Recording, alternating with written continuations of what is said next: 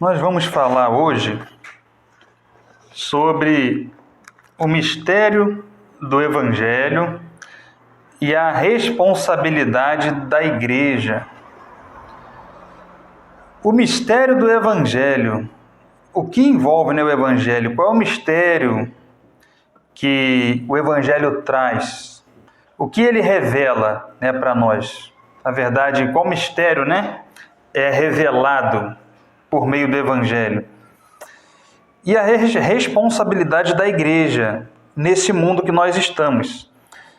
Efésios 3, vamos ler do versículo 1 ao 13, tá? Vai ser o nosso texto base. Então, versículo 1 de Efésios 3 diz assim: Por esta causa eu, Paulo, sou o prisioneiro de Cristo Jesus, por amor de vós, gentios. Se é que tendes ouvido a respeito da dispensação da graça de Deus a mim confiada para vós outros. Pois segundo uma revelação me foi dado conhecer o mistério, conforme escrevi há pouco, resumidamente, pelo que, quando ledes, podeis compreender o meu discernimento do mistério de Cristo, o qual em outras gerações não foi dado a conhecer aos filhos dos homens, como agora foi revelado aos seus santos apóstolos e profetas no Espírito, a saber que os gentios são co-herdeiros, membros do mesmo corpo e co-participantes da promessa em Cristo Jesus, por meio do Evangelho, do qual fui constituído ministro conforme o dom da graça de Deus a mim concedida, segundo a força operante do seu poder. A mim, o menor de todos os santos, me foi dada esta graça de pregar aos gentios o evangelho das insondáveis riquezas de Cristo e manifestar qual seja a dispensação do mistério, desde os séculos, oculto em Deus que criou todas as coisas. É importante agora, para que pela Igreja a multiforme sabedoria de Deus se torne conhecida, agora dos principados e potestades nos lugares celestiais, segundo o eterno propósito que estabeleceu em Cristo Jesus nosso Senhor, pelo qual temos ousadia e acesso em confiança mediante a fé nele. Portanto, vos peço que não desfaleçais nas minhas tribulações por vós, pois nisso está a vossa glória. Amém. Palavra de Deus. O apóstolo Paulo, nessa ocasião, estava preso, como vimos aqui no versículo 1, possivelmente na prisão em Roma, Alguns também acham que seria prisão em Cesareia, mas o fato é que o apóstolo Paulo estava preso nessa ocasião, por causa da pregação do Evangelho. Então, por anunciar a fé em Cristo, a salvação em Jesus, o apóstolo Paulo ele estava preso. E ele diz, por amor de vós eu estou preso, de gentios. Gentios são os não-judeus, tá, irmãos? Todos aqueles que não são ali do povo de Israel são chamados gentios. E o apóstolo Paulo, ele foi o principal, no primeiro século, dos pregadores aos gentios. Aqueles que moravam fora da terra de Israel e, dentre as outras nações, os outros países, os que não eram judeus. Todos aqueles que não eram israelitas. Então o apóstolo Paulo levava o evangelho a eles também. Tinha como alvo os gentios. E o versículo 2 ele fala da dispensação da graça de Deus que foi confiada a ele. Ele está falando do ministério dele, Então o apóstolo Paulo está dizendo: como vós sabeis, eu tenho ministério que eu recebi de Deus o Pai. Foi confiado a ele. Ele é um portador, ele leva consigo o evangelho. O cristão, irmãos, um detalhe importante aqui, algo a ressaltar que é bem importante. O cristão, ele é um mordomo, Ele tem o evangelho que é de Deus, que é de Cristo, ele guarda consigo, no sentido de prezar por aquilo ali, e distribui. né? Distribui aos outros, fala da palavra de Deus, fala do evangelho, fala da salvação que ele recebeu, ele leva para frente, fala para os outros também. Então o ministério que Paulo tinha era um ministério ali muito voltado para os gentios. No versículo 3, ele fala da revelação que ele recebeu, tá? E a gente vai estar falando bastante sobre isso aqui. Ele diz que ele recebeu a revelação sobre um mistério. Olha que coisa interessante. E ele diz assim: conforme há pouco eu já escrevi a vocês resumidamente. Ele fala nos capítulos anteriores aqui sobre isso e vai repetir aqui no texto que nós já lemos. Então o apóstolo Paulo diz que recebeu uma revelação de um mistério, né? É muito comum se ouvir isso nas igrejas, né? Revelações e mistérios. Mas o apóstolo Paulo, nós vamos ver sobre o que ele está falando quando ele usa esse termo, né, revelação e mistério. Versículo 4 diz que, pelo que vocês, quando ledes o que eu já tenho escrevido a vocês, podeis compreender o meu discernimento do mistério de Cristo. E, irmãos, lembrando que o apóstolo Paulo, ele esteve por volta de 3 anos morando em Éfeso, tá? Porque essa carta aqui é direcionada aos Efésios, na verdade é uma carta também considerada uma carta geral, né, que trata não de temas específicos na igreja de Éfeso, mas trata de temas gerais, espirituais, né? E só um parênteses aqui, o apóstolo Paulo ele teve um ministério num tempo razoável, né, por volta de 3 anos, lá nessa igreja de Éfeso. E ele diz que é possível, pelo que eu tenho escrito, entender o discernimento, meu discernimento sobre o mistério de Cristo. Olha o que importante que diz no versículo 5, tratando desse mistério que ele está falando. Ó, em outras gerações, veja bem isso, irmãos, não foi dado a conhecer aos filhos dos homens como agora foi revelado aos seus santos apóstolos e profetas no Espírito. Então preste atenção. Ele está dizendo o seguinte: no passado, séculos atrás, milênios atrás, não foi revelado isso que agora está sendo revelado aos apóstolos e aos profetas.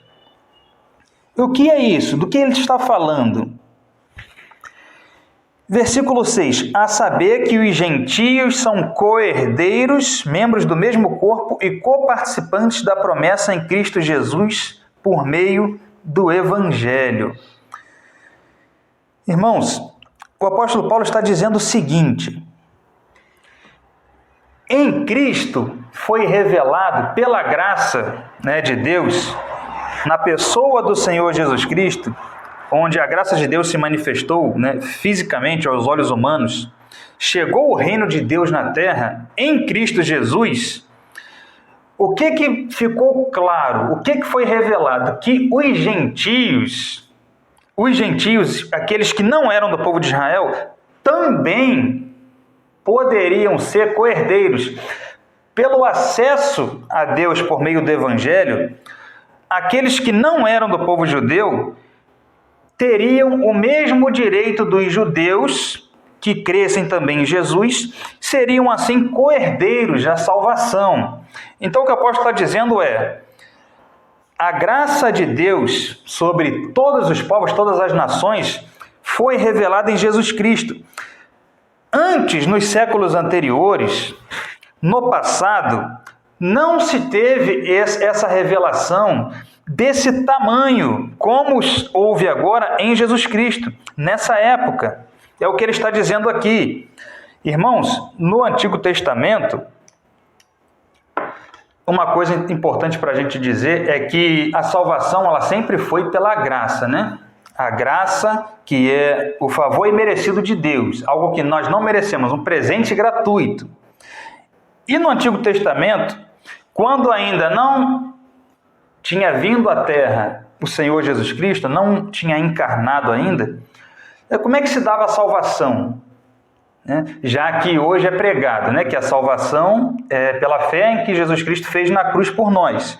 Mas no Antigo Testamento, pessoas já eram salvas também, antes de Jesus, antes que ele viesse a nascer nessa terra. E eram salvos pela confiança, pela fé em Deus e na sua promessa, reconhecendo e confiando que o próprio Deus é o Salvador e que ele também enviaria o seu Filho, o Messias, o Salvador da humanidade. Então, a salvação sempre foi por meio de Jesus Cristo.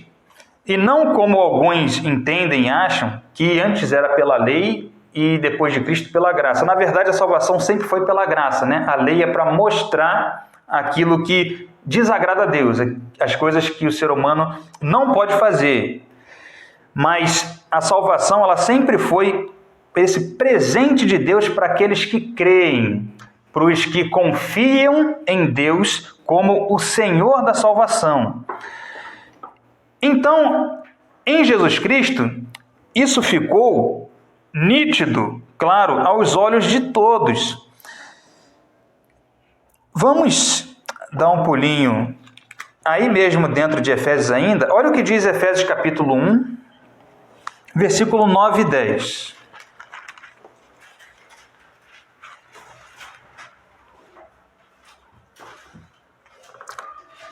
Efésios 1,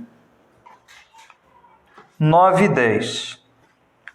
Diz assim, falando sobre Deus, que está desvendando-nos o mistério da sua vontade, segundo o seu beneplácito que propusera em Cristo.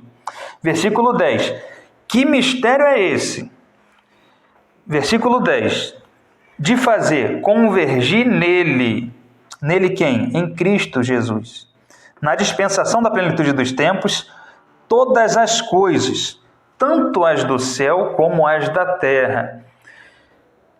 O mistério de Deus, então, está sendo revelado. O que o apóstolo Paulo está dizendo é que, antes de Cristo, isso não estava claro aos olhos, nítido. Agora, Deus tem revelado aos apóstolos, aos profetas daquele tempo, do nosso tempo, o quê? Que o mistério do Evangelho, aquilo que Deus já propusera antes da fundação do mundo, é que tudo vai convergir em Jesus Cristo. Quando? Na dispensação da plenitude dos tempos, no auge dos tempos, todas as coisas convergirão em Jesus, tanto as que estão no céu como as que estão na terra. Então, qual é o mistério? Qual é o plano maior de Deus? Tudo convergindo para Cristo. Ainda nesse raciocínio, vamos dar um pulinho em Colossenses. Um pouquinho à frente, Carta aos Colossenses, capítulo 1. Deixa marcado em Efésios 3, Colossenses 1, 20. Inclusive, a carta aos Colossenses é excepcional, tá, irmãos? Quem não leu ainda, é pequenininha, muitas lições, extraordinária essa pequena carta aos Colossenses. Diz em Colossenses 1, 20, e que, havendo feito a paz pelo seu sangue, sangue de Cristo, da sua cruz, por meio dele, reconciliasse consigo mesmo todas as coisas, quer sobre a terra, quer nos céus. Então, por meio de Cristo, por meio do seu sangue derramado, por meio da obra dele na cruz, o que acontece, irmãos? Toda a criação, ela será assim, então, reconciliada. Todas as coisas são reconciliadas em Jesus. Ele traz a restauração. A terra será restaurada, as pessoas podem se reconciliar e se voltar para Deus, de novo estarem num pacto com Deus, pacto esse quebrado pela queda dos seres humanos, e todas as coisas na terra ou no céu se reconciliam em Jesus Cristo, por meio dele, se reconciliam com Deus. Então, não há outra forma, não há outro homem, outro personagem histórico, nem Buda, nem Maomé, nem nenhum outro personagem, figura histórica, nem personagem bíblico, nem santo, nada, nem ninguém pode trazer a reconciliação, a ligação do ser humano com Deus. Somente Jesus Cristo. E é por causa dele que nós estamos aqui. Por causa de Jesus que esse mundo está de pé. E a igreja de Cristo que o representa está aqui na terra, representando como um embaixador dele, porque em Jesus convergerão todas as coisas. Ele traz a reconciliação, porque se Jesus não fizesse isso, não faria sentido essa terra existir, a humanidade existir, porque estaríamos caídos, afastados de Deus. Mas Jesus restaura, reconcilia. Então, é esse o mistério, é esse o plano que o apóstolo Paulo está trazendo aqui, essa revelação que ele recebeu. Então, voltando no nosso texto de Efésios 3, seguindo agora no versículo 6, né, mais uma vez aqui complementando, a saber que os gentios são co-herdeiros, né? Todas as pessoas podem ser membros do corpo de Cristo e coparticipantes da promessa em Jesus por meio do Evangelho. Então não são só os judeus, só os israelitas, povo de Deus, mas todo aquele que crê em Jesus passa a fazer parte do corpo de Cristo. Coparticipantes se tornam filhos de Abraão pela fé em Jesus, independente da nacionalidade, né, da etnia, da região do mundo que vive. Isso é uma revelação tremenda, grandiosa, irmãos, que ficou nítida aos olhos de todos nós em Jesus Cristo. É isso que o apóstolo Paulo está trazendo. Versículo 8. Ele diz assim, o apóstolo Paulo continua: a mim, o menor de todos os santos, me foi dada esta graça, de pregar aos gentios o evangelho das insondáveis riquezas de Cristo. Então, é uma graça recebida de Deus, né, irmãos? É um favor, um privilégio, pregar a palavra. O apóstolo Paulo está dizendo, eu recebi essa graça, esse presente de Deus, de pregar o evangelho aos gentios, aqueles que estão fora de Israel.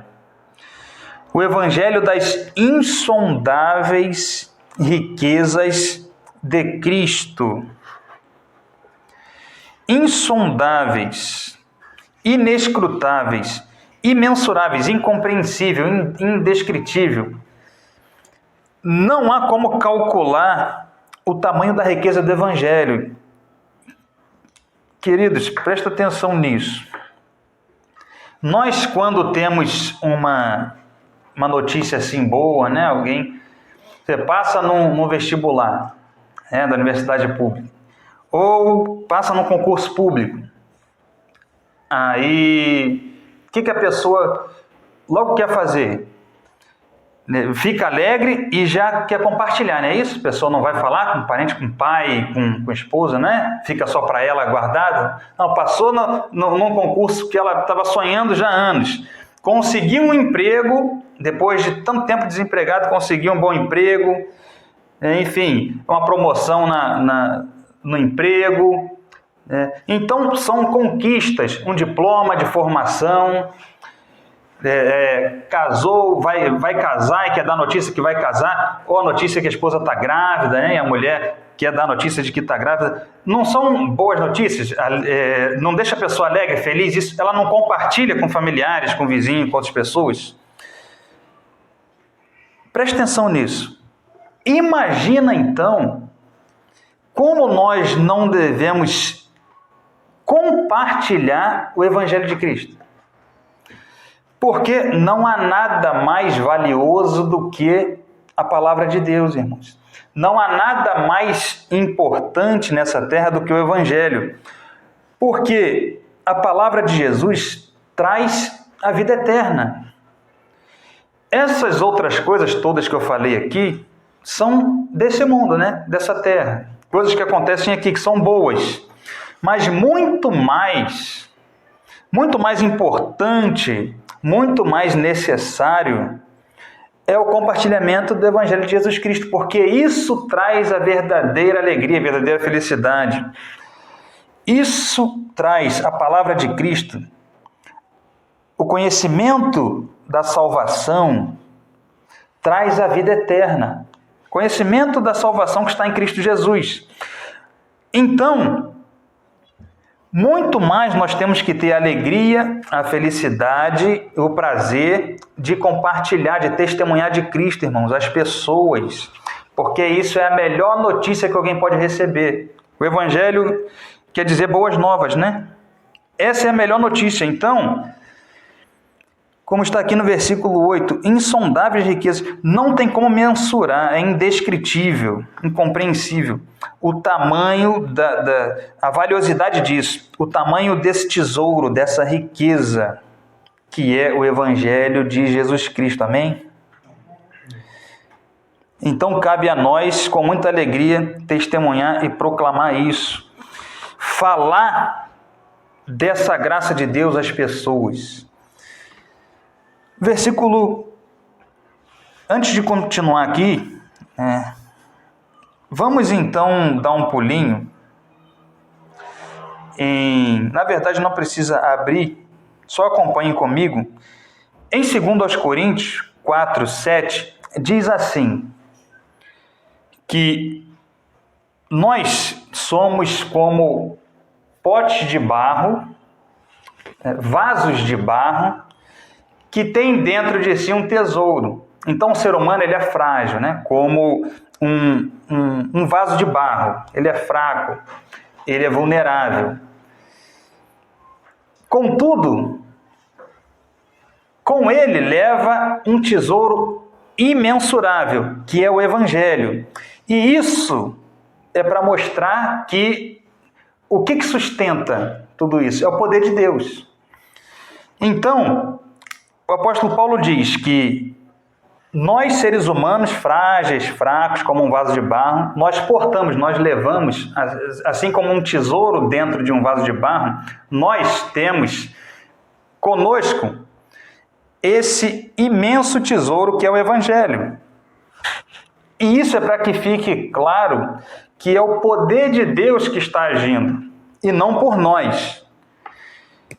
É muito interessante esse destaque do apóstolo Paulo, porque isso, irmãos, é muito maior do que qualquer conquista terrena. As pessoas sonham em achar, né, um baú, um tesouro perdido, sonham em ganhar na Mega Sena, né, num jogo desse aí, ganhar milhões, encontrar um tesouro, e assim, né, vai ser feliz, vai comprar tudo o que quiser. Irmãos, isso não se compara com um tesouro do Evangelho da salvação. E isso está aqui na palavra de Deus, ao alcance de todo mundo, ao alcance de todos nós. E, infelizmente, as pessoas não dão valor nem perto do que deveria dar às Escrituras, à palavra de Deus, sendo que o que nós temos em mãos, a Bíblia, a revelação que Deus deixou para nós, é aquilo que temos de mais valioso nessa terra. Isso é uma grande reflexão para as nossas vidas. Porque aqui está a palavra da vida, aqui está a vida eterna, né? Aqui está a transformação de vida. Ainda no versículo 9, diz assim o apóstolo Paulo, no nosso texto então aqui de Efésios 3.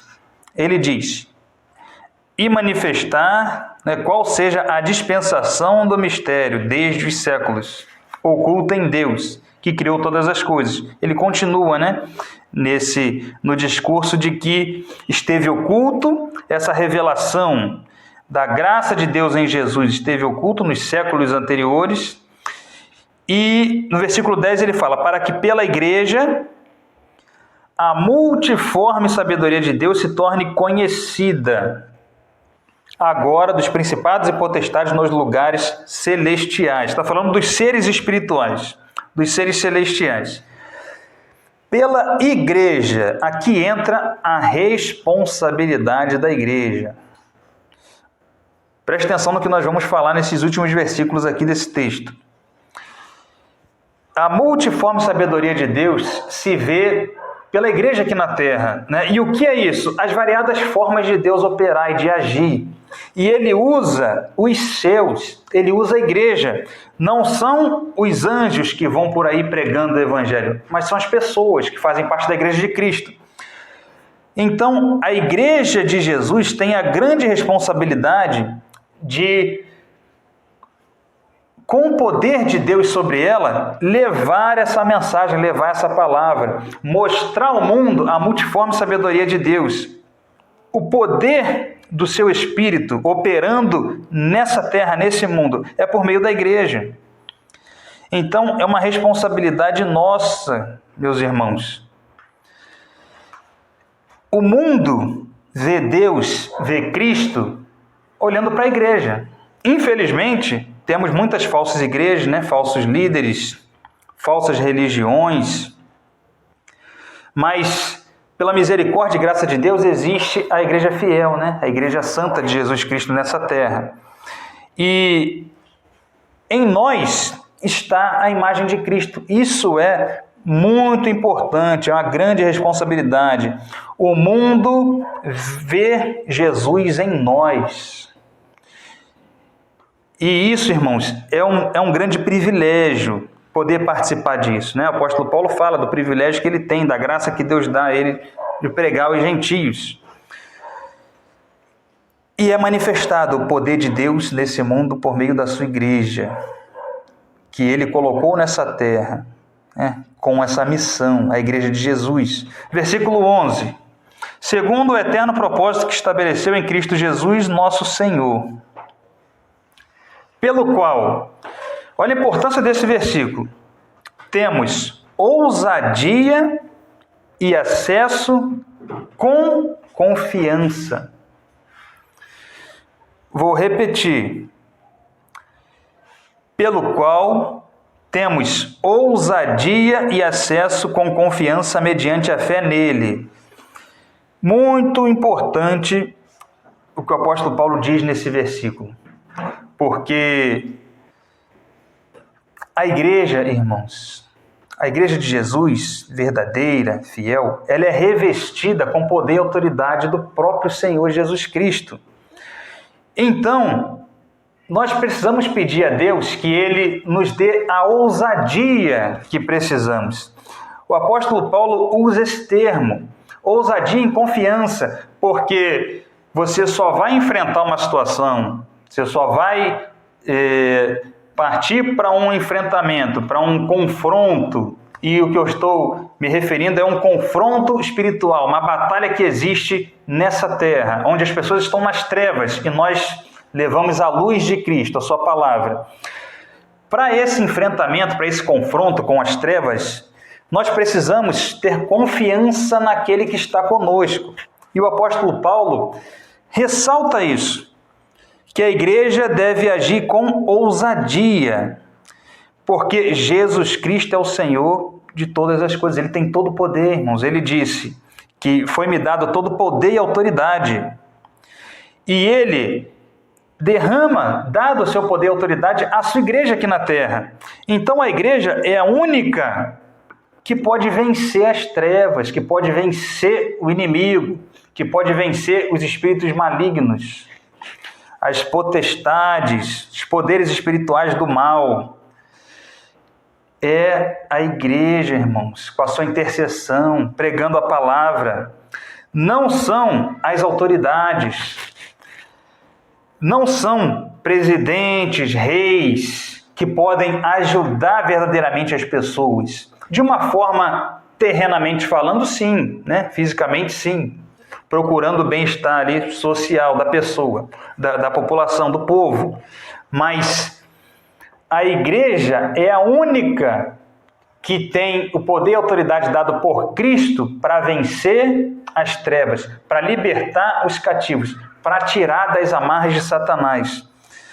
Fica claro isso, irmãos? Está claro isso? Então, A igreja tem a missão e é a responsável por levar consigo o poder de Deus, levar consigo o Evangelho, que é o poder de Deus, né, para aqueles que creem. Levar consigo a única forma, a única oportunidade que as pessoas têm de sair das garras do inimigo, de sair do cativeiro do pecado. Que essa palavra esteja, irmãos, penetrando nossas mentes, nossos corações, que entendamos isso. Essa ousadia que a igreja precisa. As pessoas estão sem esperança. E como eu falei, aqueles que depositam a esperança em seres humanos e homens se frustram. Porque a esperança final é Jesus Cristo. Ele é o Rei sobre todos os reis. Ele é o Senhor dos senhores. Ele tem todo o poder. Ele reina eternamente. E somente a igreja que é revestida dessa autoridade e poder de Cristo pode estar dissipando as trevas nesse mundo, resgatando as pessoas por meio da palavra de Jesus, libertando os cativos. Não é o dinheiro. Um bilionário, por mais dinheiro que ele tenha, ele não pode livrar uma pessoa das garras de Satanás, nem ele mesmo, muito menos os outros. Então, irmãos, é a palavra do Evangelho. É o poder de Deus. É a única forma das pessoas saírem das trevas, virem para a luz, terem a vida eterna. E no versículo 13, então, a gente já está caminhando, né, para o final da palavra. O apóstolo Paulo diz: não se preocupem, né, não desfaleçam, não fiquem tristes pelas minhas tribulações, porque ele estava preso, né? Pois nisso está a vossa glória. O apóstolo Paulo, ele não estava preocupado com as dificuldades que ele passava, porque ele sabia o propósito para a vida dele. Ele tinha um objetivo, um alvo. Ele sabia o tamanho da sua responsabilidade e que essa vida aqui é passageira, é curto prazo. E ele sabia da urgência de anunciar a palavra de Cristo. E ele estava preso. Ele diz: não se preocupem, não fiquem tristes com isso, porque o que importa para mim, diz o apóstolo Paulo, é que a palavra de Cristo seja anunciada, que o Evangelho alcance as pessoas, que a graça de Deus chegue nas pessoas, todos os povos, todas as nações. E mesmo que eu tenha que sofrer para isso, eu estou alegre, feliz e tenho prazer em ser um ministro de Cristo. Esse era o pensamento do apóstolo Paulo, porque ele olhava para as coisas eternas, irmãos, as coisas espirituais, e não somente as coisas daqui. Nós vivemos tempos difíceis, temos visto isso todos os dias, né? Nas notícias, nas mais diversas áreas, né, da vida humana. Nós temos enfrentado dificuldades, seja por meio de fenômenos naturais, né, acontecimentos geopolíticos, movimentos, né, sociais, tensões entre nações. Por diversos lados, né, diversas frentes, nas mais diversas áreas das nossas vidas, nós temos tido conflitos, situações difíceis, são muitas teorias, são muitas ideologias, muitas filosofias apresentadas, muita confusão, muita disputa, muito conflito. E a igreja tem a resposta, irmãos, tem a solução, porque a igreja leva consigo a palavra de Deus. E costumo falar isso, né? Porque isso é um fato. As respostas que a humanidade precisa estão nas Escrituras, na revelação que Deus deixou para nós. Só que a maioria das pessoas não conhecem a palavra de Deus. E é necessário, então, que alguém leve, né, que a igreja continue trabalhando nisso, levando essa mensagem, levando esperança às pessoas, para que elas vejam que elas não estão aqui por acaso, né? E elas estão numa situação de que não tem sentido para a vida. Quantos suicídios, né, aí, né? O número de suicídios aumentando, nós ouvimos isso também. A igreja, irmãos, tem esse poder, tem essa autoridade dada por Deus, dada por Cristo, e é esperança para essa terra. Que venhamos então a estar todos os dias, né, refletindo sobre isso, buscando levar esse conhecimento, né, para frente, distribuir essa boa notícia, essa grande mensagem que leva a vida eterna às pessoas. Então, aqueles que já estão com Cristo, busquem em Deus essa ousadia, enfrentem as dificuldades, enfrentem, porque Jesus é conosco. Não tenham medo do que o inimigo coloca diante de nós. A igreja de Jesus não pode temer ao inimigo, porque quem está com a gente é muito maior. Jesus Cristo está conosco em todos os momentos. Glória a Deus por isso. E aqueles que ainda não estão com Jesus, que tomem essa decisão, que clamem a Deus, que peçam a Ele para que o teu Espírito venha e opere transformação, salvação, quebrantamento, para que você que ainda não tinha essa compreensão e não tinha tomado essa decisão junto a Cristo, possa fazer isso, porque ainda está em tempo, e venha para o lado daqueles que fazem parte, são co-herdeiros, como nós já lemos aqui, co-herdeiros da salvação, co-herdeiros da vida eterna em Cristo Jesus, porque ainda está em tempo. A única esperança de nossas vidas é Jesus. Muitas coisas difíceis já estão acontecendo e muito mais virão, mas nós sabemos em quem temos crido. E assim, então, eu vou finalizando essa palavra de hoje, para a honra e glória do Senhor Jesus Cristo. Amém? Então, louvamos a Deus. Vamos ficar de pé.